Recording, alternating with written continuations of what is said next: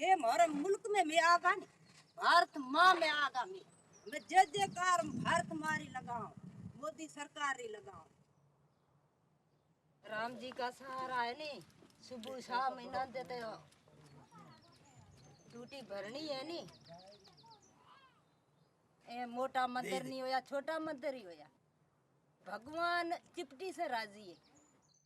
यही तारेगा हमारे को भाई, धर्म लेके आया बाबू हुण इना दे सहारे तुम्हारे दे सहारे। पानी वास्ते बड़ा दुखिया है बाबू, वो मेहरबानी हुए साडी।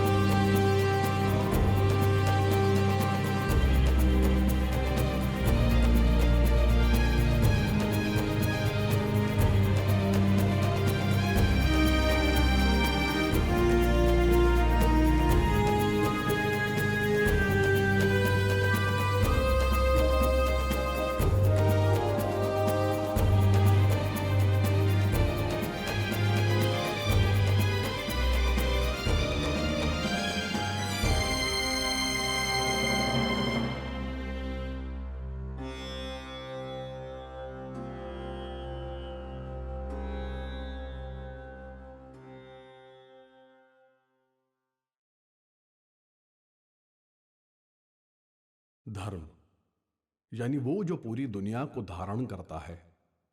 कुछ हिंदू धर्म शास्त्रों में कहा गया है कि धर्म वो है जो सबको अभ्युदय यानी आध्यात्मिक वृद्धि और निश्रेयस यानी भौतिक सुख देता है। धर्म को पंथ या रिलीजन के रूप में देखना और फिर धर्मनिरपेक्षता को नीति बना लेना एक ऐतिहासिक भूल है, जिसके मूल में हिंदू धर्म को महज एक जीवन शैली तक सीमित कर देना और अब्राहमिक रिलीजन के रीति रिवाजों को ही आस्था पंथ का एकमात्र पैमाना बना देना है। आज सनातन धर्म का संघर्ष मुख्यतः उपनिवेशिक मानसिकता वाले वामपंथी झुकाव रखने वाले लोगों से है, जो हमेशा सेक्युलरिज्म का डोल पीटते रहते हैं। इस्लामिक कट्टरपंथियों के साथ वामपंथियों का एक अजीबोगरीब गठबंधन आज सनातन धर्म के लिए सबसे बड़ी चुनौती बना है। सनातन समाज के लोग, हिंदू खासतौर से, उनको ये बात समझनी होगी कि सनातन एक धर्म है और जितने भी दूसरे हैं वो मजहब हैं। धर्म और मजहब में अंतर समझना होगा, सनातन की ओर लौटना होगा। ये जो मजहब है, जिसकी कोई किताब है, जिसका कोई पैगंबर है, जिसमें ये करना है ये नहीं करना है, सनातन के लोगों को अगर अपनी हजारों साल पुरानी संस्कृति और सभ्यता बचानी है तो उनको बाहर निकलना होगा। और बहुत सारे झूठे स्लोगन, हिंदू मुस्लिम भाई भाई, ये गंगा जमुना तहजीब, सारे धर्म बराबर हैं, ये झूठ के पुलिंदे हैं। दुनिया में अनादिकाल से, जब से ये सृष्टि है और जब तक ये रहेगी, तब तक सिर्फ एक ही धर्म था जिसका नाम है सनातन। बाकी धर्म हैं, धर्म पैदा होते हैं, धर्म मर जाते हैं। अकबर ने भी एक धर्म शुरू किया था, आज उसका पता नहीं है। लिहाजा तमाम अपने अंदर की कमियां जो सनातनियों के अंदर आई हजारों सालों से, जात की, पात की, ऊंच की, नीच की, इन कमियों को खत्म करना होगा और एक राष्ट्र के रूप में आपको सोचना होगा। अगर हिंदू संगठित नहीं हुए, उन्हें संगठित किसी के खिलाफ नहीं होना है, संगठित होकर हथियार नहीं उठाना है, संगठित होकर के अपने मन के अंदर के डर को बाहर निकालना है, अपनी तर्क शक्ति बनानी है। फैक्ट और फिगर के साथ देश भर में जो जिहादी घूम रहे हैं, जो आतंकी घूम रहे हैं, जो इंटेलेक्चुअल हैं, जो यूनिवर्सिटीज के अंदर उन लोगों को प्रोटेक्शन देते हैं, जो उनके नैरेटिव को आगे टेलीविजन पर डिफेंड करते हैं, उनको कॉर्नर करना होगा।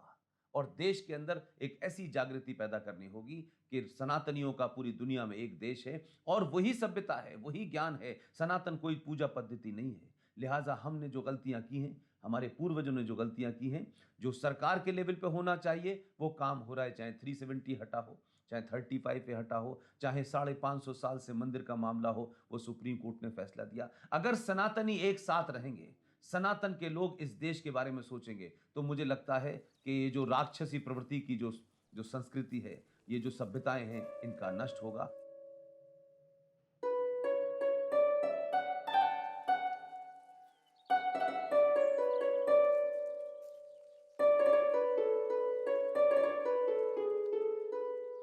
8 अप्रैल 1950 को नेहरू लियाकत समझौता दोनों देशों के अल्पसंख्यकों पर हो रहे अत्याचार को रोकने के लिए हुआ था। इस समझौते में जबरन धर्म परिवर्तन को मान्यता न देने की बात कही गई थी। भारत के राजनैतिक नेतृत्व ने शायद ही कभी इस मुद्दे को वैश्विक मंच पर उठाया है।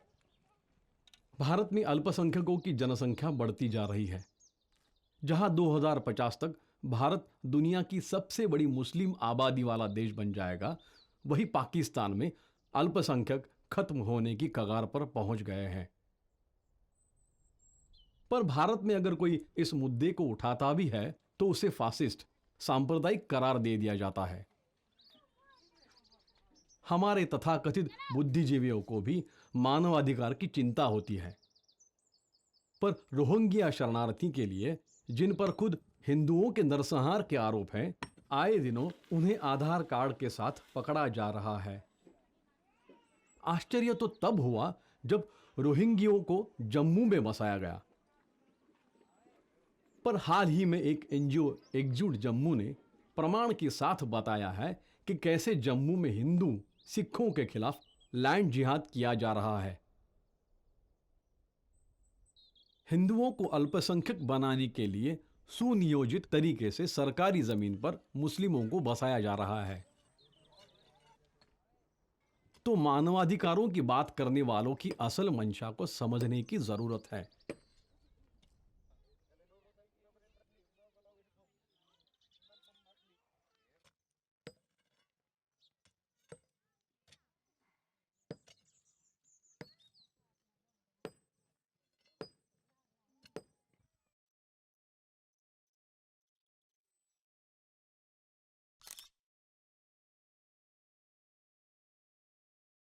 दुनिया के इतिहास में कभी भी ऐसा नहीं हुआ होगा कि किसी देश ने अपने नागरिकों को ऐसे भुला दिया हो।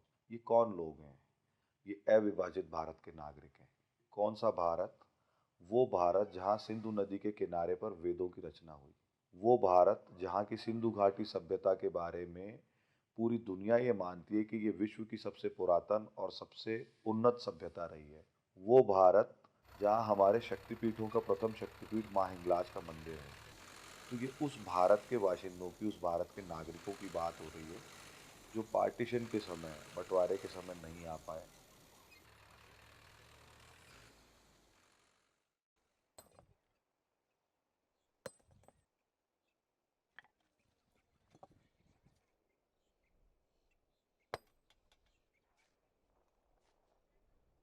हिंदू समाज की उदासीनता के पीछे सिर्फ उनका भाषाई, जातीय आधार पर विभाजित होना नहीं है, एक और महत्वपूर्ण कारण भी प्रतीत होता है, और वो है अपने इतिहास का सही ज्ञान न होना। हमें मुगलों के योगदान के अलावा कुछ बताया ही नहीं गया। अकबर के महानता के बाद आजकल औरंगजेब को भी संत बनाया जा रहा है। अभी हाल ही में जब ब्रिटिश पीएम तेरेसा मे ने विश्व युद्ध में भारतीय सैनिकों के योगदान की सराहना की, तब भारत में लोगों को इसका पता चला। दोनों विश्व युद्ध में कुल 16 लाख भारतीय सैनिक मारे गए, जो ब्रिटेन के मारे गए सैनिकों से कहीं ज्यादा थे।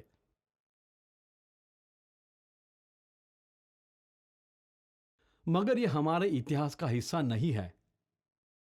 प्रसिद्ध फोटोग्राफर मार्गरेट बॉर्क व्हाइट, जिन्होंने नाजी कैंप की भयावह तस्वीरों को पूरी दुनिया में पहुंचाया था, कलकत्ता में विभाजन के दौरान हुई हिंसा के दृश्यों की तुलना नाजी कैंप से की थी।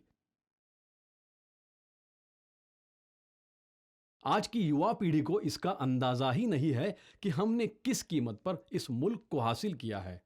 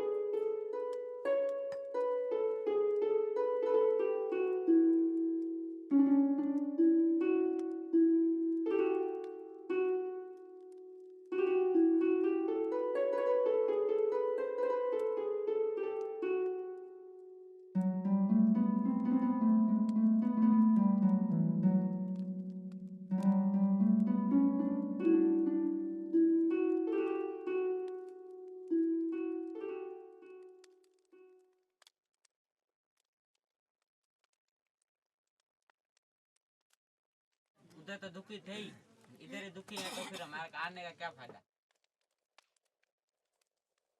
तकलीफ पहुंचा देते वो लोग क्योंकि हिंदू हो इसलिए। धर्म निभा सकते हैं नहीं, कोई ऐसी कोई बात नहीं है। नहीं, हिंदुओं का कोई धर्म निभा सकते हैं नहीं, कोई ऐसे चीज की रहने की सोचा है नहीं, कोई बात।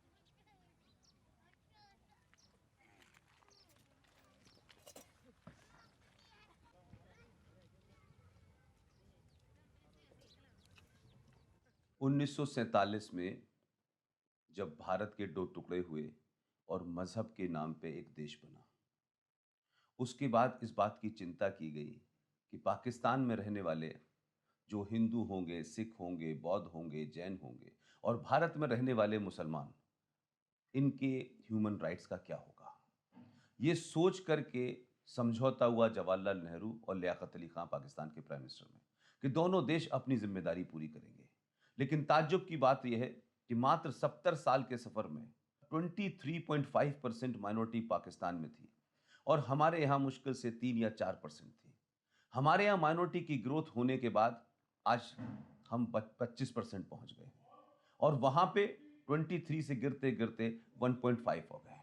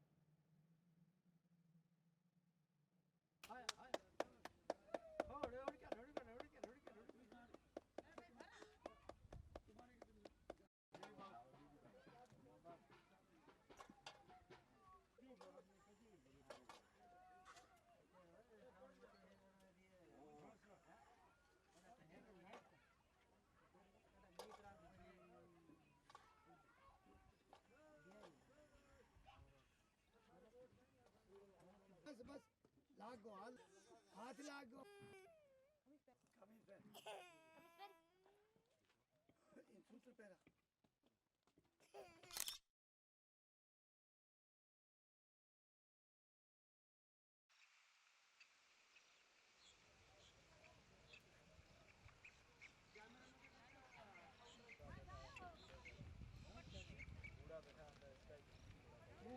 उम्र लंबी हो जाती है। दरअसल महान रूसी लेखक सोल्जिनिस्तिन ने कहा था कि जैसे पूरी पृथ्वी पर कोरियोलिस इफेक्ट एक समान है और नदियों का बहाव इस तरह होता है कि सदैव दाहिना किनारा कटता और टूटता है, जबकि बाढ़ का पानी बाएं किनारे पर फैलता है। उसी तरह धरती पर लोकतांत्रिक उदारवाद के सभी रूप दक्षिण पंथ पर चोट करते हैं और वामपंथ को गले लगाते हैं। भारत में वामपंथियों के प्रभुत्व की शुरुआत 1969 में हुई, जब वामपंथियों ने इंदिरा गांधी की अल्पमत सरकार को समर्थन दिया और इस समर्थन के बदले सभी संस्थानों में अपनी विचारधारा के लोगों को बैठा दिया। जेएनयू की भी स्थापना इसी दौर में हुई थी। मीडिया का एक वर्ग इन्हें हीरो बनाता है जब ये कश्मीर के आतंकवादियों के साथ खड़े होते हैं, और यही कारण है कि जो बहस पाकिस्तान में अल्पसंख्यक पर हो रहे अत्याचार से शुरू हुई थी, उसे मुस्लिम विरोध का रूप दे दिया गया।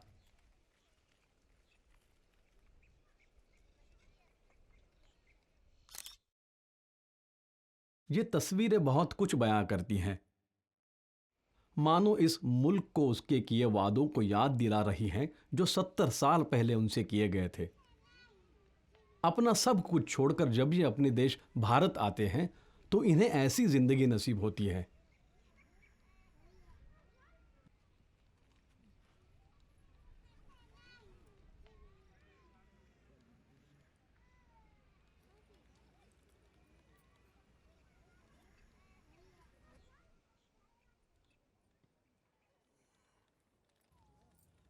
यहां दो ही चीजें दिखाई देती हैं।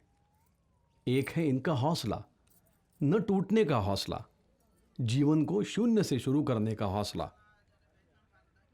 और जो दूसरी चीज है वो है सरकार की उदासीनता।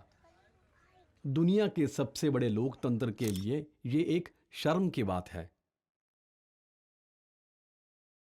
जो भारत में हिंदू आए, हमारे यहां बड़ी सेवा होती है, बड़ी समाज सेवा की बात की जाती है, लेकिन वो वहां से जान बचा के आए, उनको वहां लूट लिया गया, उनके घर बर्बाद कर दिए गए, उनकी बेटियों की इज्जत लूट ली गई। अगर वो भारत में भी आ गए हैं तो यहां पे भी पिछले 70 सालों में कभी उनकी ये चिंता नहीं गई कि उनको कम से कम जो बेसिक जरूरत है इंसान की वो दी जाए। जोगेंद्र नाथ मंडल, जो पाकिस्तान के पहले विधि मंत्री थे, उनका अनुभव हमें बताता है कि सीएए बहुत पहले आ जाना चाहिए था।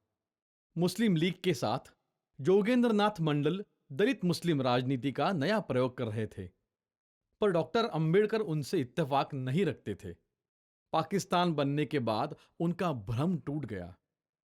हिंदुओं पर अत्याचार को देखने के बाद उन्होंने पाकिस्तान सरकार को कई पत्र लिखे, पर कोई कार्रवाई न होने पर अपने पद से इस्तीफा दे दिया।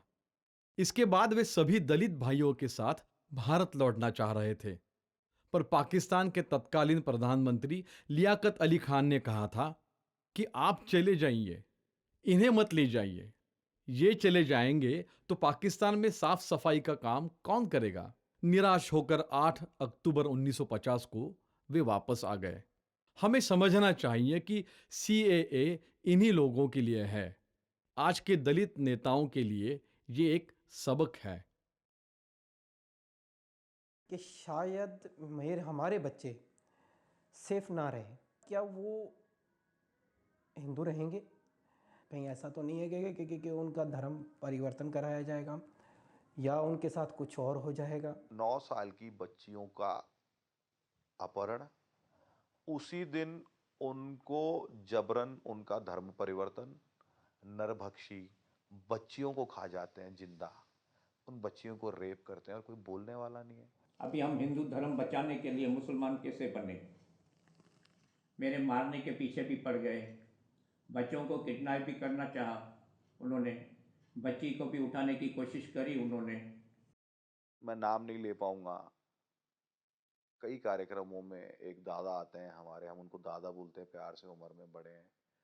उनकी बेटी को, उनके बच्चों के सामने, भाइयों के सामने, उनकी बहन को, 12 साल की बेटी को बलूचिस्तान में गन पॉइंट पे उठा के ले, बच्ची अंदर रेप हो रही है, बच्ची के रोने की आवाज आ रही है, पिता उनके सामने गिड़गिड़ा रहा है, वो लोग बंदूकों के बटों से पिता और उसके रिश्तेदारों को मार रहे हैं। फिर मेरे को बच्ची पैदा हुई, बच्ची की मैंने स्कूल में एडमिशन की तो मेरे ही रोड़ी शहर में, सक्खर शहर के नज़दीक जहाँ हम रहते थे, उसको अगवा कर लिया गोकर राम की। और जबकि वो हमारे घर से नहीं निकलती थी, बाई चांस वो निकली थी, अगवा करके गए। अगवा करने के बाद उसको मुसलमान कर दिए। मेरे सामने लड़की मुसलमान हुई। पाकिस्तान में अल्पसंख्यकों पर अत्याचार की कहानी उतनी ही पुरानी है जितना पुराना पाकिस्तान। कोरोना संकट के बीच पाकिस्तान का अमानवीय चेहरा सामने आया है कि हिंदुओं को राशन नहीं दिया गया, कि ये राशन सिर्फ मुसलमानों के लिए। सबसे खौफनाक है वहाँ का ईश निंदा कानून।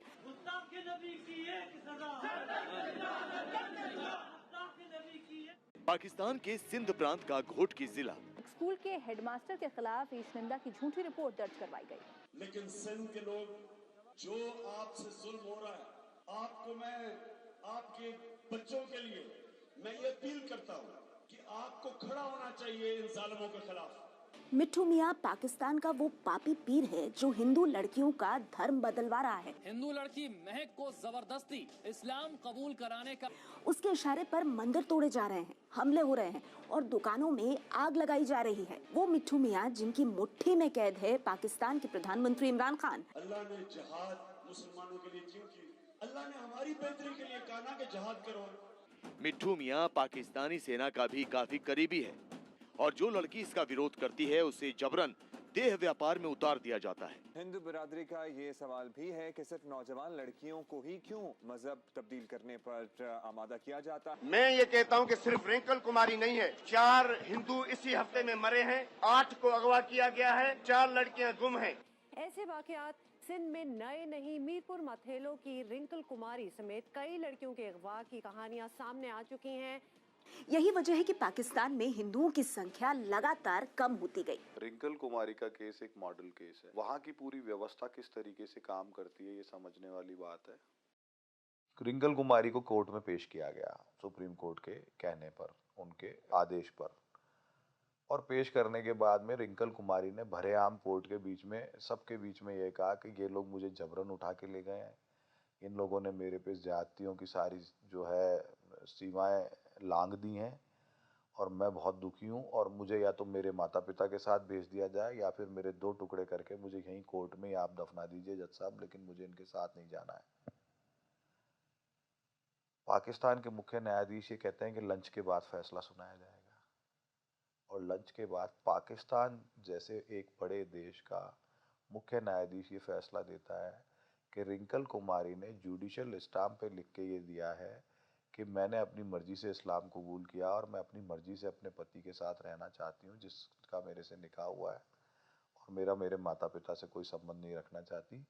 इसलिए उसकी कोर्ट में खुद की निजी रूप से की गई स्वीकारोक्ति का कोई महत्व नहीं है क्योंकि वो स्टाम्प पेपर पे, नॉन जुडिशियल स्टाम्प पेपर पे अपना कबूलनामा दे चुकी है और उस निरीह बच्ची को उन्हीं राक्षसों के हवाले सुप्रीम कोर्ट पाकिस्तान कर देती है। दुनिया भर के अंदर माइनॉरिटी की बहुत बात होती है, भारत में भी होती है, लिबरल भी करते हैं, फ्रीडम ऑफ एक्सप्रेशन की बात भी करते हैं, बहुत सारे संगठन हैं, अलग अलग संगठन हैं, लेकिन पाकिस्तान के अंदर जो इस्लामिक जिहाद और इस्लामिक आतंकवाद और इस्लाम की सोच की सबसे ज़्यादा ब्रूटलिटी का शिकार हुई है वो हिंदू कम्युनिटी हुई है। उन हिंदुओं को ना अपनी पूजा पद्धति की परमिशन है, उन हिंदुओं को ना अपने रीति रिवाज से शादी करने की परमिशन है, उन हिंदुओं के साथ में पाकिस्तान का न्याय जो है, पाकिस्तान की जो कानून है, पाकिस्तान का जो संविधान है, उसके तहत उनकी शादी जायज़ ही नहीं है। लिहाजा पाकिस्तान में जहाँ जहाँ माइनॉरिटीज़ रहती हैं वहाँ पर जिस तरीके से उन पे अत्याचार होता है, उनके घर जलाए जाते हैं, उनकी प्रॉपर्टी लूटी जाती है, उनके बलात्कार होते हैं। और आपने देखा होगा कि क्रिश्चियंस के साथ में क्या किया है। लाहौर के पास एक शहर है योहानाबाद, वहाँ पे किस तरीके से क्रिश्चियंस की प्रॉपर्टी लूटी जाती है, किस तरीके से वहाँ एक हुदूद कानून बना हुआ है जिसमें मोहम्मद जिस कार्ड पे या मोहम्मद जहाँ लिखा होगा अगर उसके ऊपर भी ज़मीन पे गिर जाए तो उसके ऊपर भी आपके ऊपर बगैर जमानत के आपको गिरफ्तार किया जाए। मेरे को वहाँ किडनैप कर लिया गया, अगवा कर लिया गया। अगवा करने के बाद मेरे से पैसों की डिमांड की गई। किडनैप हुआ तो वहाँ पे मेरे को ऐसी जगह पे रखे जो जंगल होता है, जंगल जहाँ सिर्फ जानवर रहते हैं, चौधारी, कई दरिया के किनारे, वहाँ कच्चे का इलाका कहलाता है। वहाँ पे ना खाना ना पीना ना कोई गाड़ी की आवाज़। 4 महीने एक ही समझो छोटा सा कुआं टाइप का बना हुआ था, खड्डे के अंदर है, ऊपर से इन्होंने ढक दिया था जैसे जानवर को किसी को रखते हैं ना, ऐसे रख के हमें बिठा दिया था। 4 महीने 3 लोग थे हम लोग, एक को तो गोली मार दी थी उन्होंने, 3 लोग। मतलब सुबह उठने के बाद से लेके टॉर्चर करना, अरे हिंदू हो, ऐसे हो वैसे हो, मारना पीटना। अरे मैं उनको बोलता था भैया मेरी क्या गलती है, मैं तो तुम्हारे पास किडनैप हूँ, पैसे नहीं आ रहे तो वहाँ से नहीं आ रहे, इतना मतलब तंग करते थे। मैंने उनको बोला भैया मेरे को गोली मार दो। तो गोली मारने के बाद मैंने उसको पूछा कि भाई क्यों गोली मार दी वहाँ पर, तो वो फ़ोन ही काट देते थे। वहाँ पर डर तो रहता है, डर क्यों नहीं रहेगा। यानी वहाँ जिंदा रहना है तो इसका टैक्स देना पड़ता है चरमपंथी लोगों को, जिसे जजिया कहा जाता है इस्लामिक रूल में। नॉन मुस्लिम व्यक्ति से, गैर मुस्लिम व्यक्ति से लिया जाने वाला पैसा जजिया होता है जिसपे वो अपना अधिकार समझते हैं। वहाँ पे इंसान मतलब समझो हर तरह से परेशान और मजबूर होता है, पैसे नहीं है तो मार दिए जाओगे, ये कहानियां तो मतलब आम हो रही है वहाँ पे। कल्चरल जिहादी, जो सांस्कृतिक जिहादी हैं, मियाँ मिट्टू जैसे, पीर जान सरहंदी जो चिश्ती हैं दूसरी एक दरगाह के, उनके जैसे, मियाँ मिट्टू बरचंडी शरीफ दरगाह का चिश्ती है, मीर यानी पूर्व राजा, पीर यानी चिश्ती दरगाह और के दरगाहों के चिश्ती और मस्जिदों के मौलवी, और वडेरे यानी बहुत बड़े लैंडलॉर्ड या जागीरदार जो अपने यहाँ पे गरीब हिंदुओं को बंधुआ मजदूर की तरह रखते हैं और उनकी बच्चियों को अपनी भोग दासी यानी सेक्स स्लेव बना लेते हैं। ये एक नेक्सस वहाँ पे माइनॉरिटीज के खिलाफ, अकलियतों के खिलाफ काम करता है। इसलिए मैं मानता हूं कि ह्यूमन राइट, ये तमाम सारी चीजें सेलेक्टिव हैं। अभी कोई हिंदू गुजर जाता है या मर जाता है तो उनको मुसलमान लोग जो है शमशान घाट में जलाने भी नहीं देते हैं, और हम जब जलाने जाते हैं तो हमारे पीछे वो पत्थर मारते हैं और निकलो यहाँ से, हमारे को भाई बदबू आती है, आप मत जलाओ यहाँ से। हम मजबूरन अभी उनको जो है धरती में दबाते हैं। अभी कलावा आप पहन नहीं सकते, तिलक आप लगा नहीं सकते, बहन बेटियां मांग नहीं भर सकती, बिंदी नहीं लगा सकती। आप कितनी सैकड़ों बहन बच्चियों से मैं आपको मिलवाता हूँ जो ये कहेंगी हमने ताले के अलावा कुछ नहीं देखा, हमारे पति हमको ताले में बंद करके जाते थे और पूरे दिन हम घर के अंदर सांस रोक के चुपचाप अपना काम करते थे, बाहर किसी को पता न चल जाए घर में औरतें। मैं कार चला रहा था, किसी गाड़ी वाले को मेरी कार थोड़ी सी लग गई, वो भी उस गाड़ी वाले की गलती के कारण। तो गाड़ी वाले ने मेरे को सॉरी बोला, मैंने बोला चलो कोई बात नहीं यार, हो जाता है। जैसे ही मैं 5 कदम आगे गया, गाड़ी को स्टार्ट किया पहले गियर में, तो गाड़ी वाले को किसी ने बोला अरे तू हिंदू लड़के को सॉरी बोल रहा है, वो तो हिंदू है, तू मुसलमानों के उसको सॉरी बोल रहा है। वही गाड़ी वाला जिसकी खुद की गलती थी वो आया, मेरे को गाड़ी से निकाल के मेरे को 2-3 थप्पड़ मारा, अरे तू मेरे गाड़ी को, और उसने मेरे से 2000-3000 रुपये खर्चा भी लिया गाड़ी का, जबकि पहले जब उसको पता नहीं था कि मैं हिंदू नहीं हूँ तो मेरे को सॉरी बोल रहा है। मतलब ये हालत होती थी। रेस्टोरेंटों के अंदर पता चल जाए ये हिंदू है तो वो गिलास उठा के वेटर फेंक देता है। रास्ते चलते पता चल जाए हिंदू है तो वहाँ कोई भी उसका गला पकड़ के कहता है चल भाग यहाँ से हिंदुस्तान, तेरा यहाँ क्या लेना देना है, तू यहाँ क्यों पड़ा, नहीं तो साले के टुकड़े कर देंगे। इतने घृणित वातावरण में लोग रहने के लिए मजबूर हैं। सबसे बड़ा हमारे लिए क्वेश्चन मार्क होता है वहाँ पर जो गरीब लोग हैं, जो यहाँ पर आना चाहता है तो उसके लिए सबसे बड़ा क्वेश्चन मार्क है पासपोर्ट। वहाँ पर पासपोर्ट की बहुत बड़ी कॉस्टिंग है। कोई भी पीड़ित वहाँ पर किसी ज़मींदार के नीचे है तो उसकी अगर वहाँ पर 200 रुपये दिहाड़ी है, वहाँ पर 250-300 रुपये दिहाड़ी है उसकी, वहाँ पर वो कैसे एक पासपोर्ट बनाने के लिए 5000 रुपये कहाँ से लेके आए वो?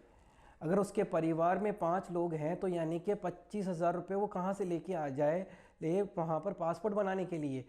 एक महिला गर्भवती थी, वीज़ा आने में समय लग गया, उनको अपेक्षा नहीं थी वीज़ा इतना देर से आएगा, और वो गर्भवती महिला का वीज़ा आते आते और उनका प्रसव हो गया, बच्चा पैदा हो गया।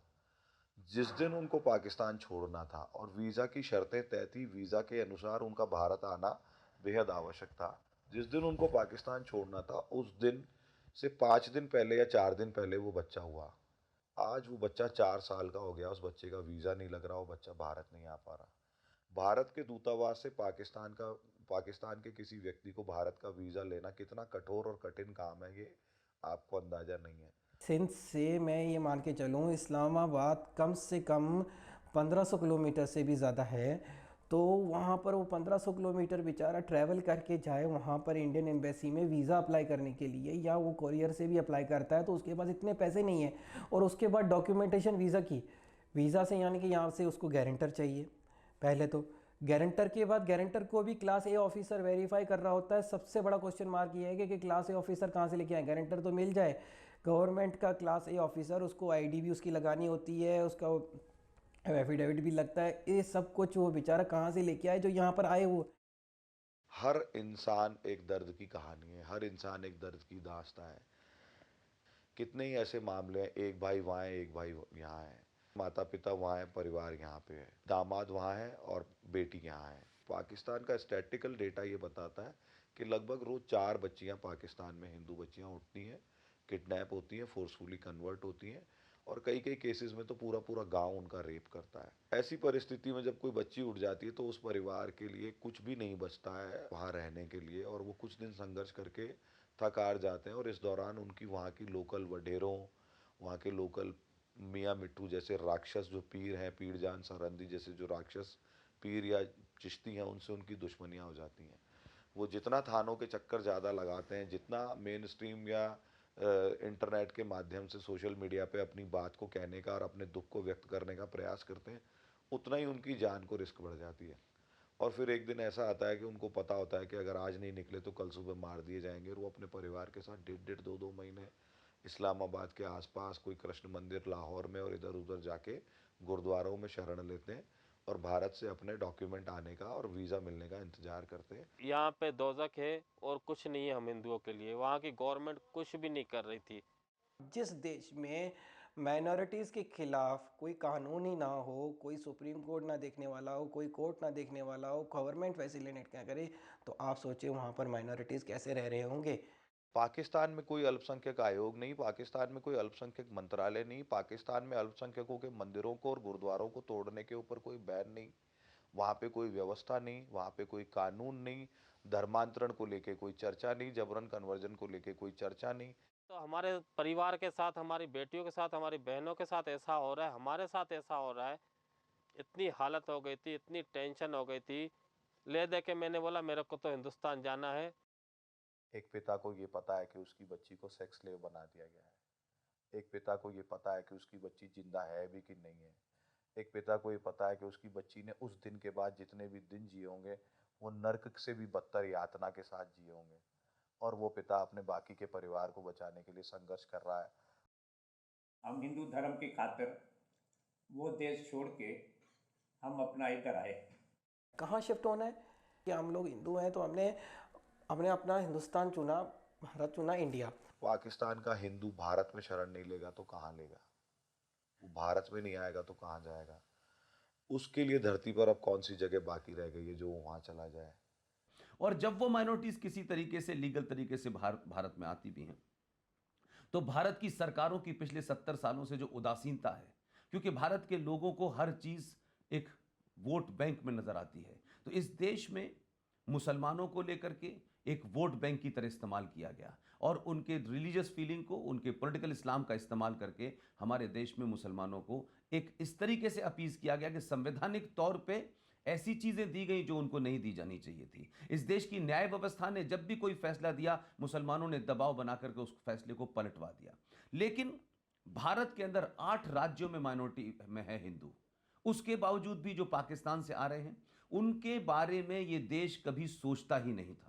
उनके कभी ह्यूमन राइट्स की बात ही नहीं होती थी, उनके जीवन का जो जीने का तरीका है उस पर कभी बात नहीं होती थी। आज कई सालों के बाद में जब उस पर चर्चा हो रही है, तो वही माइनॉरिटीज जो माइनॉरिटी होने के नाम पे तमाम अधिकार मांगती हैं, वही माइनॉरिटीज आज उस माइक्रोस्कोपिक माइनॉरिटी जो भारत में पाकिस्तान से हिंदू आए उसके खिलाफ खड़ी हो गई है। तो ये अपने आप में ट्रेजेडी है कि आप माइनॉरिटी होते हैं तो आपका एक नजरिया होता है, जब कोई दूसरी माइनॉरिटी होती है उसका फेथ दूसरा होता है, उसकी पूजा पद्धति दूसरी होती है, तो अब आपका दूसरा नजरिया होता है। 3 साल तक मैं यहाँ पर बेरोजगार था, 3 साल तक, क्योंकि मेरी डिग्रीज वहाँ की थी।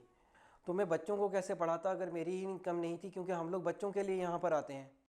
ना आधार बनवा सकते हैं, ना हम पैन कार्ड बनवा सकते हैं, ना हम बैंक अकाउंट खोल सकते हैं, ना हम अपने छोटे से कस्बे के बाहर जा सकते हैं, और ना ही हम व्यापार कर सकते हैं, ना ही नौकरी कर सकते हैं। कि मेरे को ये नेशनलिटी मिली है 6 महीने हुए हैं, जबकि मेरे परिवार को अभी भी नहीं मिली है। और कभी कभी हम लोग मकान किराए पे रह रहे हैं, कभी कभी किराए पे लेने के लिए जाते हैं ना, किसी मकान मालिक को पता चलता है कि हम पाकिस्तानी हैं, तो पहली बात तो वो हमें मकान देता नहीं है। कोई पाकिस्तानी को मकान नहीं दे रहा है, चेंज करो। 1-1 महीने के बाद, 2-2 महीने के बाद हम चेंज करते थे वो मकान। कम से कम अब तक हमने 80-85 मकान चेंज कर चुके हैं। और फिर नागरिकता का बार आया, नंबर आया तो हमें नागरिकता मिली, लेकिन बच्चों को अभी तक नागरिकता नहीं मिली। कि चौथी पीढ़ी आ गई है, उनके माता पिता का जन्म 1947 से पहले नहीं हुआ है। वो बेचारे 12 साल की नागरिकता लेने के लिए उनका जीवन बर्बाद हो जा रहा है। बड़े निर्धन लोग हैं, और 80% से भी ज़्यादा इसमें दलित हिंदू और दलित सिख हैं, और इसमें उसी 80% की संख्या में आदिवासी यानी एसटी के, शेड्यूल्ड ट्राइब के बहुत बड़ी संख्या में हिंदू शामिल हैं। 30 साल के से लोग हैं ना, जो हमारे रिश्तेदारी में आज भी बैठे हुए हैं, जिनको 30 साल हो गए, उनको नागरिकता नहीं मिली है।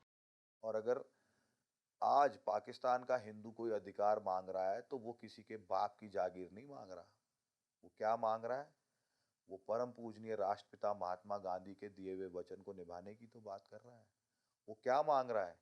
भारत के पहले प्रधानमंत्री जवाहरलाल नेहरू ने 1950 में लियाकत नेहरू समझौते के तहत ये लिख के दिया था कि यदि पाकिस्तान की माइनॉरिटीज भारत आना चाहेंगी तो भारत उनको सहर्ष स्वीकार करेगा, भारत उनको अनिवार्य रूप से शरण देगा और भारत उनको किसी भी दूसरे विदेशी की तुलना में कम समय में नेचुरलाइजेशन यानी प्राकृतिक रूप से भारत का नागरिक बनने का अधिकार देगा। ये तो भारत की आज़ादी की कमान संभालने वाले महात्मा गांधी के इच्छाओं की पूर्ति है भाई, ये किसी का एहसान थोड़ी है हमारे लोगों पे। जम्मू कश्मीर एक राज्य है भारत में जहां मेजॉरिटी मुसलमानों की है, लेकिन आप देखें कि जो पूरे देश में माइनॉरिटी में है वो एक राज्य में मेजॉरिटी में है। जहां वो मेजॉरिटी में है उनका एटीट्यूड क्या है? उन्होंने भारत सरकारों पे दबाव बना करके आपने 370 भी लिया और 35 भी लिया। यानी जम्मू कश्मीर में नागरिकता देने के लिए जम्मू कश्मीर की उस मुस्लिम सरकार से जब तक आपको सहमति नहीं मिलेगी आपको नागरिकता नहीं मिलेगी। भारत का हिंदू हो, मुसलमान हो, सिख हो, पारसी हो, उसको जम्मू कश्मीर में नागरिकता नहीं दी जाती है। और नागरिकता नहीं दे सकते तो आप न नौकरी कर सकते हैं, न कारोबार कर सकते हैं, न चुनाव लड़ सकते हैं, न वोट डाल सकते हैं। लेकिन इसके बरखिलाफ इसे मैं बार बार कहता हूं कि ये एंटी हिंदू जहन है, ये एंटी हिंदू सोच है कि भारत के लोगों को नागरिकता नहीं, हिंदुओं को नहीं दी, मुसलमानों को नहीं दी। और जो पाकिस्तान से 1947 से लेकर 57 तक के बीच में जितने लोग आए हिंदुओं, उनको नागरिकता नहीं दी जो जम्मू कश्मीर में है। लेकिन बर्मा से चल के 550 किलोमीटर दूर से आने वाले उस मुसलमान को जम्मू कश्मीर के अंदर 98,000 मुसलमानों को आपने नागरिकता दे दी। उनके पास भारत की नागरिकता नहीं है, लेकिन जम्मू कश्मीर में जाके बसे। पहले तो वहां तक पहुंचे कैसे? फिर वहां की सरकार ने, सत्ता ने, व्यवस्था ने कैसे उनको नागरिकता दी? आज आधार भी है, आज राशन कार्ड भी है, मकान भी है, बिजली का बिल है। तो क्यों ये हम न माने कि इस देश के अंदर हिंदू होना पाप है? जब कोई भारत में ये कहता है कि साहब हमारा इंटरनेट बंद कर दिया, अरे तुम्हारे बाप दादा के पास इंटरनेट था, मेरे बाप दादाओं के पास था भाई? नहीं था। इंटरनेट के बिना जीवन चलता था।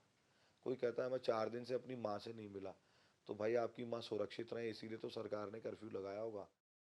भारत में अल्पसंख्यकों के वेलफेयर के लिए अल्पसंख्यक आयोग है, उनकी संपत्तियों के लिए वक्फ बोर्ड है, उनकी यात्राओं के लिए हज कमेटी है, उनके बच्चों की पढ़ाई के लिए मदरसा बोर्ड है।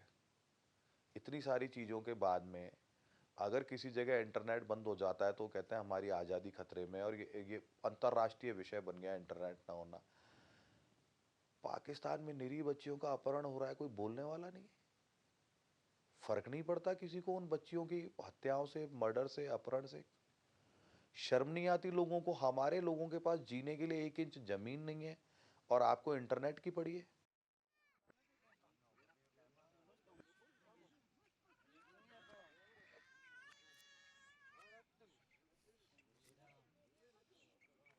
सीएए के विरोध के नाम पर शाहीन बाग का एक नया मॉडल देश को मिला है।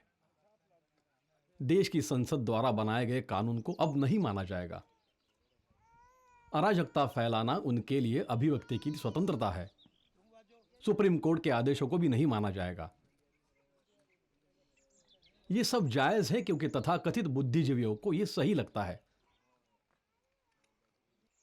नव उदारवाद के इस दौर में विदेशी पूंजी के साथ साथ विदेशी विचारों ने हमारे संस्थानों को, नीतियों को प्रभावित करना शुरू कर दिया। एक नई तरह की सिविल सोसाइटी जिन्होंने इस देश की बौद्धिक बहस को अपने नियंत्रण में ले लिया है। नई तरह के राजनीतिक प्रयोग भी किए जा रहे हैं। इनका विरोध इस बात को लेकर है कि पाकिस्तान के मुस्लिमों को इसमें शामिल क्यों नहीं किया गया। इनके लिए राष्ट्रीय हित कोई मायने नहीं रखता है। हां, बहुसंख्यक समाज को उनके धार्मिक रीति रिवाज के नाम पर अपमानित करते रहना इनके कुछ प्रमुख कार्यों में एक है।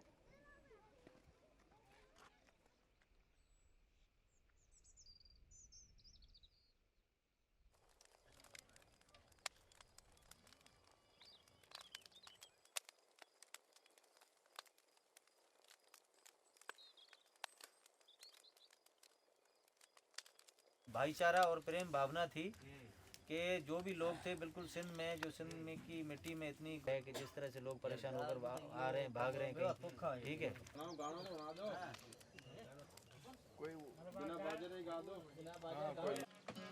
नमस्ते, राम राम, जी राम, जी राम, बोलो असां जो हाल आहे, जी राम।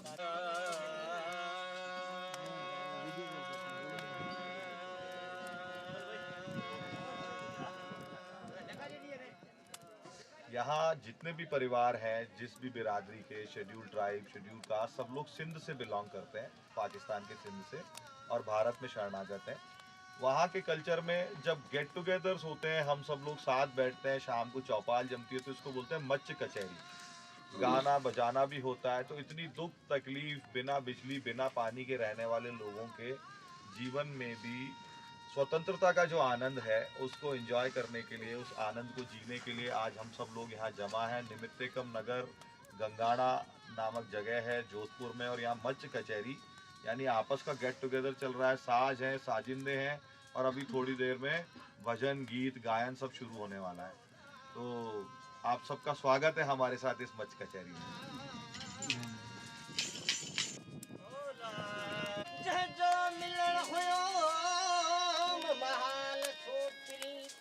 पाकिस्तान से हम हिंदुस्तान में आए, ये हमारा देश है। हम अपने धर्म की खातिर आए हैं इधर, हिंदू धर्म हमारा है, उसकी खातिर आए हैं। और उधर हमें एक सुकून नहीं था, जैसे रूहानी सुकून था। इधर आए तो हमें कोई डर नहीं है, अपने देश में आए हैं और अपने बच्चों के भविष्य सुधारने के लिए आए हैं। इधर जागीरदारी निज़ाम था, उधर सिस्टम था ज़मींदारों का, ज़मींदारी सिस्टम। हमारे पूर्वज थे तो उन्होंने सारी ज़िंदगी कमा कमा के उधर उनके ग़ुलामी की, उनकी मुसलमानों की, मगर कुछ भी हासिल नहीं हुआ है। फिर हमने जो है देखा कि हमारे बच्चों का जो भविष्य है वो हमारा आगे सही हो, इस वजह से हम इधर आए हैं।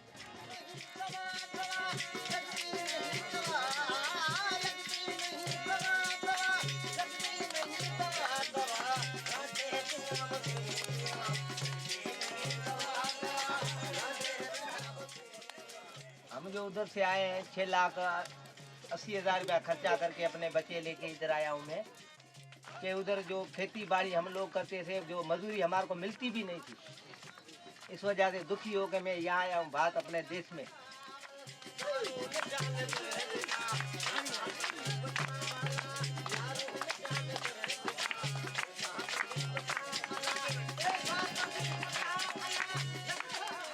क्यों जो हिंदू धर्म वहाँ से जो रहते तो वो उधर से उसको परिवर्तन करना पड़ता है, मेन बात। क्योंकि हम तो इधर छोटे छोटे बच्चे लेकर आए हैं ना, वो हम अपने बच्चे अपने हिंदू धर्म के लिए यहाँ पे आए।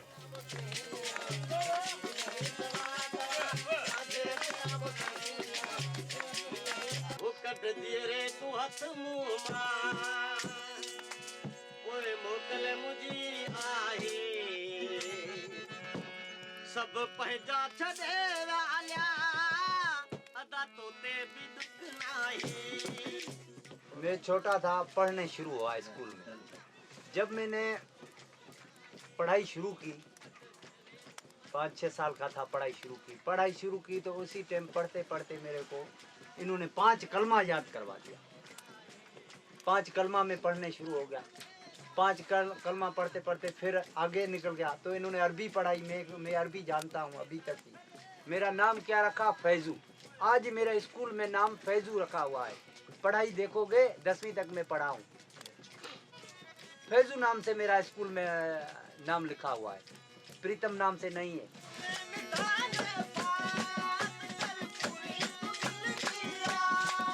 इन्होंने कोशिश की मेरे को मुसलमान करने की, मगर क्या मैं नहीं हो सका मुसलमान।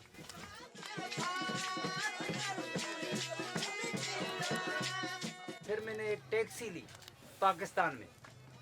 टैक्सी रात को बेच के मैं घर आया तो रात को जो आए सो पूरा घर फाड़ के हर चीज लेके गया, कुछ नहीं छोड़ा। गांव गया, हर गांव में जाता था, गीता जी का पाठ कर रहा था। जो मेरा पास जो ही मैंने 2-3-4 लाख कमाए वो मंदिर बनाया। कहाँ बनाया? शिदातपुर में मार्फ डेयरी में हमारा गुरु का द्वारा है, उधर मैंने एक गुरु का द्वारा बनाया। तो मुसलमानों ने क्या उसी मंदिर पे मुर्गा पालने शुरू कर दिया। अरे भाई ये हमारी इबादत की जगह है। तो उन्होंने बोला तुम कौन हो जो हमारे को रोकने वाला। फिर मैंने सोचा तो यार इधर हमारे कुछ नहीं है, अभी हमारे को इधर निकलना ही पड़ेगा।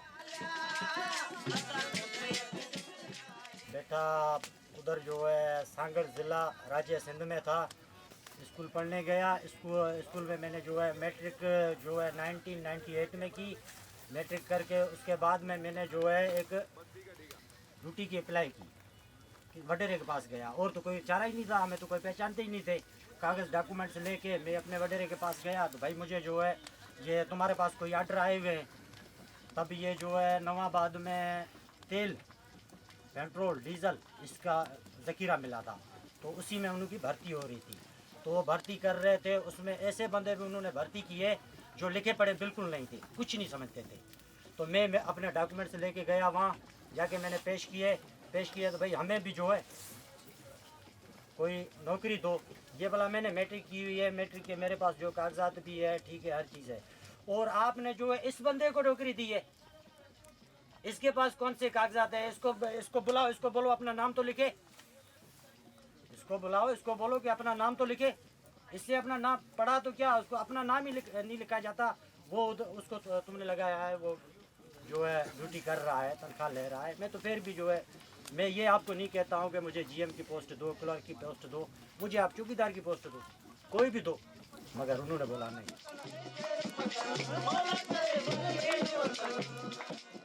मैं जिस समस्या से आया हूँ वो मुझे पता है और मुझे मेरे परिवार वालों को पता है किस हालात से हम लोग गुजरे हुए हैं। मुझे कैंसर का रोग हो गया था, तो मैं उधर एडमिट हुआ नवाबशाह हॉस्पिटल में। मेरे बराबर में जो बेड थे वो मुसलमानों के भी थे, हिंदू भी थे। लेकिन जब हिंदू का बताया, मुसलमानों का इलाज जो भी था वो फ्री में चल रहा था। मैंने बोला भाई मैं भी कैंसर का रोगी हूँ, मेरा भी इलाज क्यों, मैं भी एक गरीब आदमी हूँ, इतनी कैंसर के मर्द को मैं झेल नहीं सकता, मेरे पैसों से इलाज नहीं करा, मेरा भी कुछ करो। बोला आप हिंदू हो, आपके लिए कोई सुविधा नहीं है, हमारे लॉ में, पाकिस्तान के लॉ में ये नहीं है कि वो यानी कि हिंदू के लिए कोई भी बजट, कोई भी सुविधा नहीं है। तो मैंने बोला जिस देश में हिंदू की कोई मर्यादा नहीं है, हिंदू के लिए कोई इंसान नहीं समझा जा रहा है, वैसे देश में रहना नहीं है। उस दौरान मेरी कंडीशन ये थी कि मेरे गले से आवाज़ नहीं निकल रही थी। लेकिन मैंने बोला जब मरूंगा तो अपनी पाक पवित्र भारत देश में जाके मरूंगा, जहाँ कैंसर के मर्ज में ताकत है या मेरे हिंदू धर्म में ताकत है।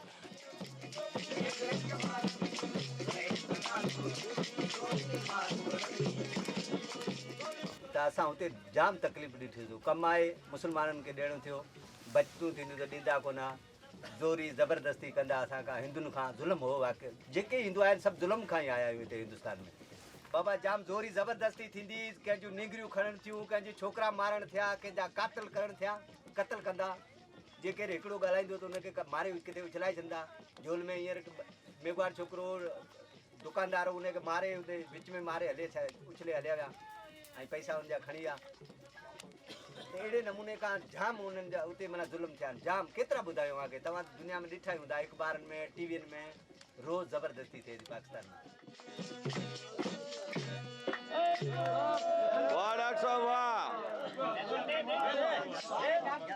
और उधर जो है चोरियां होती है, रात को डकैती होती है, चोरी होती है, घर में काल लगते हैं, 10-10, 12-12 आदमी घर में आके घुस जाते हैं। ठीक है, सोना है, जेवर है, ये है, वो है। घर में जो है बीवियां होती है, औरतें होती है, बहनें होती है, तो उससे छीन के निकाल के ले जाते थे। मेरी क्या हो गया, घर से भैंस चोरी हो गई, भैंस थी घर में, भैंस मेरी चोरी हो गई। भैंस चोरी हो गई तो वो चोर लेके गए, पाँव उठाए, भाई अभी ये पाँव कहाँ जा रहे हैं? तो वो पाँव तो देखे तो किसी बासर के गांव की तरफ जा रहे हैं तो उधर तो हम जा नहीं सकते, अगर जाते हैं तो वो गोली मारते हैं। अगर हम थाने में जाते, पुलिस स्टेशन जाते, तो हमारी FIR नहीं होती।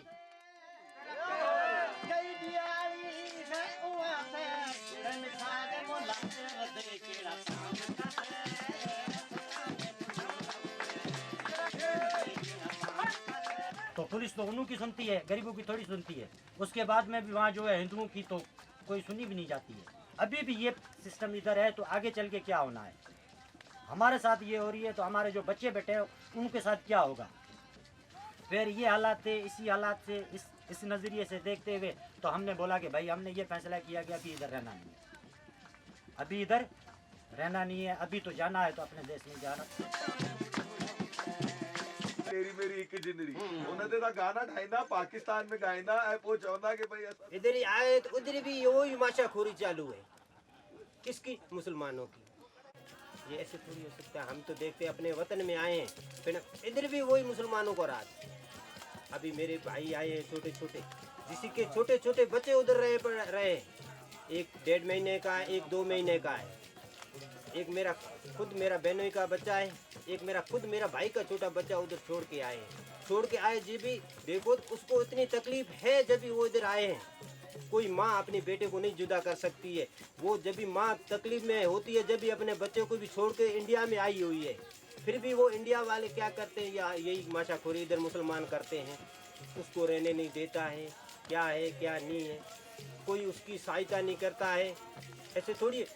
मैं तो सरकार से यही बोलता हूँ, आप अपने बच्चे से कितना दूर रह सकते हैं, उतना ही जितना आपको बच्चा अपना प्यारा है उतना ही बच्चा औरों को भी उतना ही प्यारा है। हम अपने हिंदू धर्म के लिए इधर आए हैं, तो हम तो उधर भी दुखी होते, इधर भी आकर दुखी हो गए।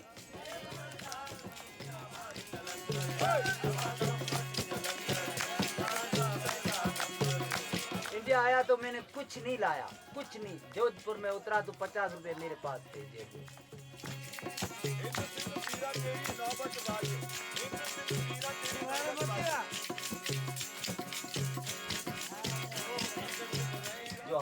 जो उधर से ख्वाह से लेके आए हैं, अपना धर्म बचा के इधर पहुंचे हैं, तो उसके लिए कुछ न कुछ हमारा करें। जो हमारे बच्चियां पढ़े, उधर तो हम नहीं पढ़ा सके। मैं पढ़ा तो मेरा नाम फिर तुम उधर उन्होंने फैजू लिखा और फैजू लिखा, और जो ही पाकिस्तान में पढ़ते हैं हिंदू, उनको कलमा पढ़ाया जाता है।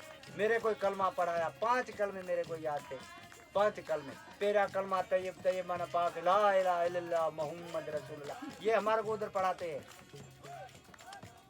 तो बताओ तो हम करें क्या? और इधर आए हैं तो इधर हमारे बच्चों को पढ़ने के गवर्नमेंट ने कोई सहायता करती है।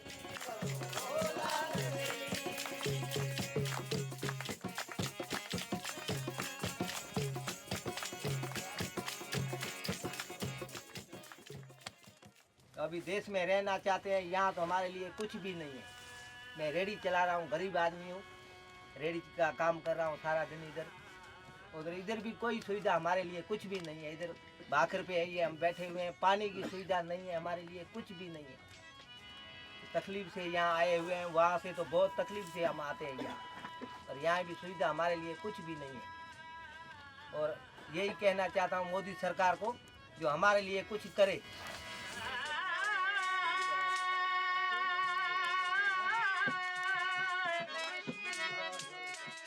जो भी हम पाकिस्तान पर आए हुए हैं, इनके लिए कम से कम सेहत, हेल्थ और एजुकेशन के हवाले से हमारी हेल्प की जाए। हम आपसे कुछ भी नहीं मांग रहे। हमारे अगर हम अपना हिंदू धर्म समझ के इधर इंडिया में पहुँचे हैं, कम से कम बराए मेहरबानी हिंदू समझो हमें। हम वो मुसलमानों का देश छोड़ के इधर आए हैं, हिंदुस्तान हमारा अपना देश समझ के, तो हमें भी इधर तो वही तकलीफें झेलनी पड़ी हैं।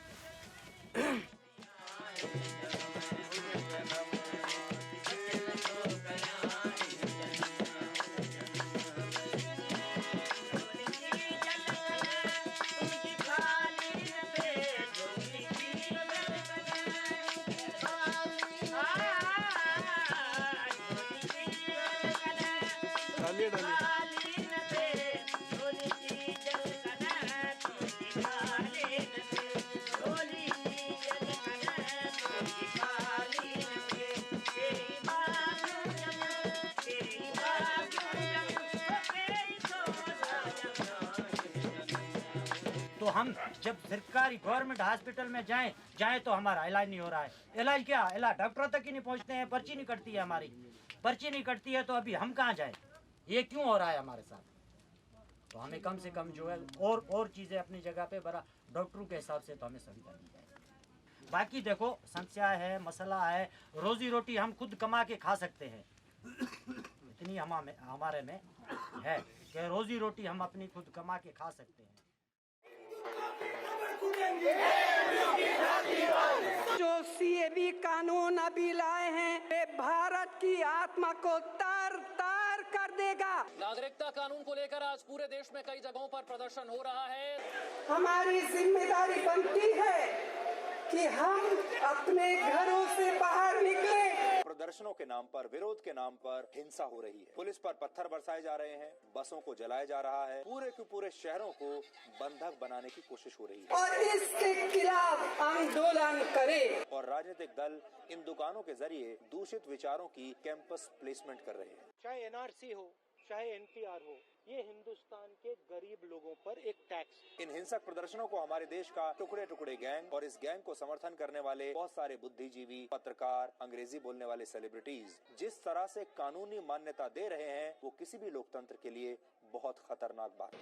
जब आपको अपना नाम पूछेंगे, रंगा बिल्ला रख दो या कुंफू कुत्ता रख दो। अरुंधति दिल्ली यूनिवर्सिटी में नागरिकता कानून के खिलाफ छात्रों के धरने में पहुंची थी, लेकिन यहाँ जब बोलने के लिए खड़ी हुई तो गरिमा के पाताल में गिरती चली गई। बांग्लादेश, पाकिस्तान, अफगानिस्तान में लगभग 3 करोड़ से 4 करोड़ नॉन मुस्लिम्स रहते हैं। इनमें से अगर आधे भी हमारे देश में आ गए, इनको नौकरी कौन देगा? इनको कहाँ बसाओगे? Who said that the anti-CA protests are not common? By what definition are these protests? ये बड़ा अजीब कानून है। ये कानून खतरनाक कानून है। तो हम हिंदुस्तान और नॉर्थ ईस्ट को परमानेंटली कट कर सकते हैं। असम को काटना हमारी जिम्मेदारी है। And where are they who said that this was democratic disagreement and taught us about the freedom of expression? Those double-faced hypocrites. When the sinister lobby planned to coincide it with Trump's visit. पूरे देश में आग लगाने की क्या जरूरत थी? हमारे बच्चों के ऊपर डंडे बरसाए जा रहे हैं। चिकन नेक्स्ट मुसलमानों का है, वो जो इलाका है मुस्लिम अक्सरियत है। हॉस्टल्स के अंदर घुस-घुस के लड़कियों को मारा जा रहा है। कि अगर आवाम गुस्से में है, उस गुस्से का प्रोडक्टिव यूज करना। सारे देश के अंदर 33 यूनिवर्सिटीज के अंदर बच्चे जो है सड़कों के ऊपर हैं। वो जिम्मेदारी है सियासतदान की, स्कॉलर की, सहाफी। बच्चों का यही काम रह गया था। बच्चों को पढ़ाई कराओ यार। बच्चे देश का भविष्य हैं। I ask you, sir, a simple question, Mr. Shah. Who goaded the youth to target the protesters? Where protesters torched 4 public buses, 2 police vehicles as they clashed with the police in New Friends Colony near the Jamia campus. ऐसा हो ही नहीं सकता कि बसें students ने जलाई। 3 बसों को उन्होंने तोड़फोड़ किए। 3 बसों में पुलिस की बाइक को आग के हवाले कर दिया। अब ऐसे में पुलिस क्या करे? पुलिस को जाहिर बात है लॉ एंड ऑर्डर मेंटेन करना है। ठीक है, भड़काऊ भाषण देना मेरी मुकद्दर में अल्लाह ने लिख दिया है। Over the last 1 week, they have been working systematically towards provoking a situation where there is a riot and they've been putting others in front. No NRC, no cap. Getting you the breaking news in just about a bit, but 3 days of continuous violence. Remember, viewers. इस पार या उस पार का फैसला लेना पड़ता है तो हमें कठोर संघर्ष करना होगा। Violent scenes unfolded on the streets of the national capital as protests over the amended Citizenship Act turned violent. As slogans of Azadi were raised, Congress, Left and Bhima Sena joined the anti-government, anti-cop stir. कठोर संघर्ष करने के लिए तैयार है कि नहीं? दिल्ली में देखिए हिंसा में एक आईबी ऑफिसर की हत्या हो गई है। संघर्ष करने को हम तैयार है कि नहीं? The person identified as Ankit Sharma was training in the Intelligence Bureau.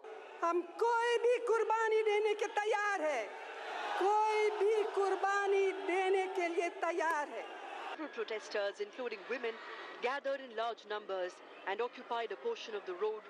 हम हर तरह की संघर्ष करने के लिए तैयार है। आप हिंसा फैलाएंगे सड़कों पे, लोगों को उकसा करके एक बड़ी साजिश थी ये दंगे की। तो Where are the supporters of Shaheen Bagh tonight when Delhi is burning? Where are those who back the anti-national slogans on the Aligarh Muslim University campus?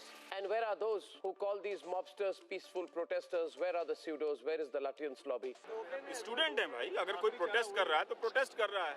Where is Anurag Kashyap tonight? Amit Shah ji का भी जो interview था, मैं जी तो नहीं बोलूंगा उनको। Where is Farhan Akhtar tonight? देखिए उन डिटेल्स में तो ऐसा लग रहा है कि हो सकता है कुछ। Farhan Akhtar is a political illiterate, which is why he says that the NRC bill is going to lead to stateless Muslims in India. Farhan, where is Swara Bhaskar tonight? But this citizenship amendment bill could potentially disenfranchise Muslims and Muslims alone. Now that acid is being thrown on CRPF jawans, when the truth is that guns and petrol bombs are the language they are using.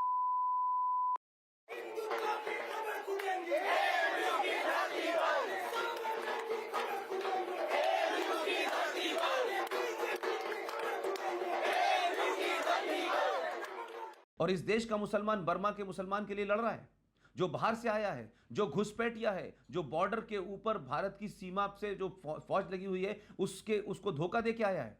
उसके लिए तो बॉम्बे के अंदर आजाद मैदान में आग लगाई जाती है कि उन्हें नागरिकता दो, उन्हें बसाओ। लेकिन अगर भारत में पाकिस्तान से, बांग्लादेश से जो एट्रोसिटीज हिंदू के साथ हो रही हैं, वो यहां लीगल डॉक्यूमेंट के साथ आया है, घुसपैठ करके नहीं आया। उसको बसाने के खिलाफ इस देश के अंदर लोग सड़कों पर बैठे हुए हैं, देश जलाने की बात करते हैं, देश तोड़ने की बात करते हैं। बड़े बड़े इंस्टीट्यूशन, कोई पीएचडी कर रहा है, कोई जेएनयू में पढ़ रहा है, वो कहता है कि साहब आसाम को, नॉर्थ ईस्ट को अलग कर दिया जाए, यहाँ मुसलमान महफूज नहीं है। पूरी दुनिया में जो मुसलमान हैं उसकी दूसरे नंबर की पॉपुलेशन भारत में रहती है। इसके बावजूद भी माइनॉरिटी कार्ड खेल करके इस देश को ताकतें तोड़ रही हैं। तो इस पर सवाल नहीं उठना चाहिए। जब इस पे आप सवाल उठाएंगे तो आप एंटी मुसलमान हैं, एंटी इस्लामिक हैं। ये नैरेटिव पूरे देश में है। जिन मानवाधिकारों की बात मुसलमान करते हैं, पूरे यूरोप के अंदर जिस तरीके से पलायन करके आप गए और वहां की संस्कृति को आप चैलेंज कर रहे हैं, वहां जाकर के आज आपको शरिया कानून चाहिए, वहां आपको अलग लैंड चाहिए। तो ये मुझे लगता है कि आप मानव अधिकारों की आड़ में और मजहब की आड़ में आपका पॉलिटिकल एजेंडा है जो पूरी दुनिया में आप फैला रहे हैं। आप इस्लाम के नाम पे लोगों को डराते हैं, मारते हैं, काटते हैं और फिर वहाँ की सभ्यता को नष्ट करते हैं, वहाँ की मेजॉरिटी को नष्ट करते हैं, वहाँ की पूजा पद्धति के जितने भी उनके मंदिर या मस्जिद या गिरजाघर हैं उनको तोड़ते हैं। और उसके बाद में तब भी आपको ऐसा लगता है कि ये कार्ड चलेगा। लेकिन मुझे लगता है कि 70 सालों के बाद में बहुत सारी चीज़ें बदली हैं। और क्योंकि देश में ऐसी सरकारें आई हुई हैं, चाहे वो अमेरिका हो, चाहे वो ऑस्ट्रेलिया हो, जो ये मानती हैं कि उनको अपनी सिविलाइजेशन को प्रिजर्व करने का पूरा अधिकार है, उनकी सिविलाइजेशन के साथ जिसको रहना है वो रहे। अगर आप उस सिविलाइजेशन को नहीं मानेंगे, उस देश के कानून को नहीं मानेंगे, तो मुझे लगता है कि आप भी अपने घर में किसी ऐसे आदमी को नहीं बुलाएंगी जो आपके घर में भी आए और आपके घर को तोड़ फोड़ के रख दे और कहे कि नहीं मेरा तो मानना यह है। तो अगर उसका मानना है तो वो अपने घर में करे, वो आपके घर में नहीं करेगा। इस तरीके की ताकतों का इसलिए उभार हो रहा है कि आपने बहुत ज़्यादा अति कर दी है। और यही वजह है कि देश में आज हालात बिगड़ रहे हैं, क्लैश हो रहे हैं, झगड़े हो रहे हैं, क्योंकि आज 70 सालों से जो एक आदर्श, जो इनविजिबल सत्ता आपने इस देश में स्थापित कर ली थी, अब उस इनविजिबल सत्ता की ताकत धीरे धीरे कम हो रही है। संविधान से देश चल रहा है, पार्लियामेंट से देश चल रहा है। तो कुछ लोगों को सेलेक्टिव हैं, कभी संविधान अच्छा लगता है क्योंकि उनके फेवर में बात करता है, कभी संसद अच्छी लगती है, कभी संसद नहीं अच्छी लगती। तो कोई देश दुनिया में या कोई घर इस बात पे नहीं चलेगा कि क्या अच्छा है क्या बुरा है। उसमें कोई अगर संविधान है तो आपको संविधान के हिसाब से चलना होगा। इतने कठोर जीवन को जीने वाले लोग जिस किस तरीके से मुट्ठी भर 20-30-40 हजार बस निकल के भारत आ गए हैं, आज उनको नागरिकता मिलने जा रही है और लोग उसका विरोध कर रहे हैं। शर्म नहीं आती इन लोगों को? ऊपर से हमसे ये सवाल किया जा रहा है या सरकार से सवाल किया जा रहा है कि इस एक्ट में उस जिहादी का नाम, उसकी जाति का नाम क्यों नहीं लिखा, उस पाकिस्तानी जिहादी का जिसने हमारी बच्ची उठाई थी। आप शिकार और शिकारी को एक साथ रखना चाहते हो। हम लोग है विक्टिम वहाँ के। हमारी बच्ची उठाने वाले को नागरिकता बिल में नाम नहीं लिखा, आप ये कह करके दिखाना क्या चाहते हो? क्या विरोध करने वाले लोगों को शर्म नहीं आती? क्या उनकी आस्थाएं पाकिस्तान से जुड़ी हुई हैं? क्या पाकिस्तान के बहुसंख्यक समाज ने हमारी बच्चियां उठाई हैं, वो उन बहुसंख्यक समाज को झूठा शरणागत का आवरण पहनाकर भारत में क्यों लाना चाहते हैं? क्या उनको भारत की सुरक्षा की परवाह नहीं है? क्या उनको फर्क नहीं पड़ता इस बात से कि भारत सुरक्षित रहेगा कि नहीं रहेगा? उन जिहादियों को क्यों इंपोर्ट करना चाहते हैं? यदि यहाँ पहने वाली गंगा मेरी और उन मुसलमान भाइयों की, दोनों की है जो भारत में रहते हैं, तो क्या उनको शर्म नहीं आती इस कानून का विरोध करते हुए? क्या उनको इस समझ में नहीं आता कि ये कानून नागरिकता देने के लिए, किसी का कुछ लेने के लिए नहीं है? क्या उनको शर्म नहीं आती कि जो निरीह लोग दिल्ली के कैंपों में पड़े हैं या जोधपुर की बस्तियों में पड़ रहे हैं बिना बिजली पानी के, क्योंकि वो पॉलिटिकल हॉस्टेज हैं, अपने जिलों से बाहर नहीं जा सकते, इसलिए किसी काम को करने के लायक नहीं है, किसी ढंग की जगह बस नहीं सकते। अगर उनको नागरिकता मिलेगी तो पूरे भारत में किसी भी खेत में जाके नौकरी कर लेंगे, अपने बच्चों को पाल लेंगे, बेटर अपॉर्चुनिटीज़ के लिए इन सड़ी हुई बस्तियों से बाहर निकल पाएंगे। तो इनका क्या बुरा हो जाएगा भाई? आपका क्या नुकसान होने वाला है भाई? जिस देश में 5-7 करोड़ घुसपैठिए सारी सरकारी सुविधाओं का लाभ ले रहे हैं, वहाँ पे निरी 20-30, 40-50 हजार लोगों के नागरिक बनने से क्या फर्क पड़ जाएगा? हमारे प्रश्नों का उत्तर विरोध करने वाले व्यक्ति के पास कभी भी नहीं होता, क्योंकि उनको विरोध राजनीतिक कारणों से करना है। पर यह विषय तो बहुत मानवीय विषय है कि पूरी दुनिया के अंदर इस्लाम को लेकर के जो एक कंसेप्ट है कि इस्लाम में नेशन स्टेट का कंसेप्ट नहीं है, एक उम्मा का कंसेप्ट है। इसलिए मुसलमान कहीं भी हो, हिंदुस्तान का मुसलमान इजराइल के साथ में लड़ते हुए फलस्तीनी मुसलमान की चिंता करता है, हिंदुस्तान का मुसलमान निकारागुआ में क्या हो रहा है उसकी चिंता करता है, रूस में क्या हो रहा है उसकी चिंता करता है। लेकिन पॉलिटिकल एजेंडे के तहत हिंदुस्तान का मुसलमान चीन के अंदर मुसलमान के साथ क्या हो रहा है उसके लिए नहीं बोलता। पूरे देश का तालिबानाइजेशन हो गया है। बताइए कोई माइनॉरिटी वहाँ कैसे रह सकता है? पूरे देश के अंदर बड़े बड़े मदरसे खुल गए हैं, जिहादी तैयार किए जा रहे हैं, पूरी दुनिया को वो लोग जिहादी एक्सपोर्ट कर रहे हैं। ऐसी जिहाद को एक्सपोर्ट करने वाली फैक्ट्री में आज बात करते हैं इमरान खान रियासत मदीना बनाने की। रियासत मदीना के कंसेप्ट को समझिएगा। ऐसी रियासत मदीना का मतलब ऐसी रियासत है जहाँ पे कोई भी अकलियत या माइनॉरिटी या नॉन मुस्लिम या गैर मुस्लिम के लिए कोई स्थान नहीं है। तो वो ऐसा देश बनाना चाहते हैं जहाँ हमारे लिए एक क्षण भी रहने की गुंजाइश न बचे। उनका माइंडसेट बिल्कुल क्लियर है, कंफ्यूज हम ही है। एक किताब है जो ये कहती थी कि सूरज दुनिया के चारों तरफ घूमता है, और एक साइंस ने यह कहा कि नहीं, जमीन दुनिया के चारों तरफ घूमती है। उसके ये कहने पे उस किताब के मानने वालों ने, क्योंकि किताब में ये लिखा था, उसकी हत्या कर दी। दूसरी एक किताब है जो 1400 साल पहले आई है, उसमें लिखा है जमीन चपटी है लेकिन गोल है। तो किताबें लिखने वाले और किताबों के मजहब से दुनिया नहीं चलती है। ये दुनिया सनातन की है, प्रकृति से चलती है। सूरज निकलता है, पानी है, हवा है, अग्नि है, यही सच्चाई है। और जो जो इसको मान रहे हैं वो देश शांति में है, और जहाँ जहाँ ये लोग जा रहे हैं वहाँ अशांति है। लिहाजा देश भर में और दुनिया भर के हिंदुओं को इस बात के लिए संगठित होना होगा कि उनको 5000 साल पुरानी अपनी सभ्यता को बचाना है। अगर सभ्यता नहीं बची तो जिस तरीके से पूरी दुनिया के अंदर इस्लामिक जिहाद फैलाया जा रहा है, इस्लाम के नाम पे मार काट हो रही है, इस्लाम के काट के लेवल पे जिस तरीके की भाषा बोली जा रही है, जो किताबें मार्केट में आ रही हैं, जो खून बहा जा रहा है, उसका मुकाबला नहीं कर सकते। संगठित होइए, संगठित होकर अपने ऊपर गर्व करिए, अपनी पहचान पे गर्व करिए, और किसी से डरिए मत। अगर आपने डरना छोड़ दिया तो बहुत लोग आपको डराना छोड़ देंगे, और धीरे धीरे माहौल बदल रहा है। इसीलिए लोगों में इतनी बेचैनी है कि पाकिस्तान के अंदर हिंदू नहीं रहेगा, ये वहां का मुसलमान तय करेगा। और भारत में जो हिंदू आकर के या सिख आकर के या ईसाई आकर के या बौद्ध आकर के या जैन आकर के शरण ले रहा है, वो भारत में नहीं रह सकता। ऐसे कानून नहीं लाए जाएंगे जो उनको नागरिकता मिले, और भारत में नहीं रहने का भी अधिकार, भारत में नहीं रहने का भी आंदोलन मुसलमान करेगा। तो आप मुसलमान भाइयों से भी मेरा आग्रह है, आपको सोचना पड़ेगा आप हमसे कैसी रिलेशनशिप रखना चाहते हैं। अगर आप हमारी पीठ में खंजर ही खंजर भोंकने का प्रयास करेंगे तो हमारी प्रतिक्रिया के लिए तैयार रहिए। ऐसे नहीं चलेगा, ऐसे चल ही नहीं सकता। कौन सा सह अस्तित्व, कौन सा भाईचारा?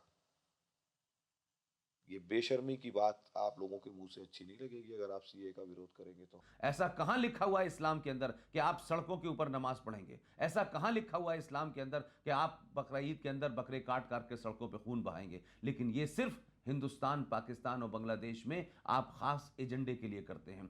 कहां लिखा है इस्लाम के अंदर कि मस्जिद जो है होली शराइन है? कहां लिखा है कि मस्जिद आप जहां दिल चाहे बना लें? इस्लाम के अंदर मस्जिद होली शराइन नहीं है। प्रॉफिट मोहम्मद ने जहां नमाज पढ़ी थी उस जगह को भी डिमोलिश कर दिया गया। सारे इस्लामिक वर्ल्ड के अंदर मस्जिद का वो महत्व नहीं है, क्योंकि मस्जिद वहां उनके लिए पॉलिटिकल एजेंडा नहीं है। भारत के अंदर मस्जिद एक पॉलिटिकल एजेंडा है, कब्रिस्तान एक पॉलिटिकल एजेंडा है। पूरा इस्लाम भारत के अंदर, पाकिस्तान में, बांग्लादेश में एक पॉलिटिकल एजेंडे के तहत इस्तेमाल किया जा रहा है, और इसके अलावा कुछ नहीं है। बाणी बोली मिठड़ी बाणी बोली, सिंधी बाणी बोली। सिंधी बाणी बोली मिठड़ी बाणी बोली, सिंधी बाणी बोली मिठड़ी बाणी बोली, तंहिंखे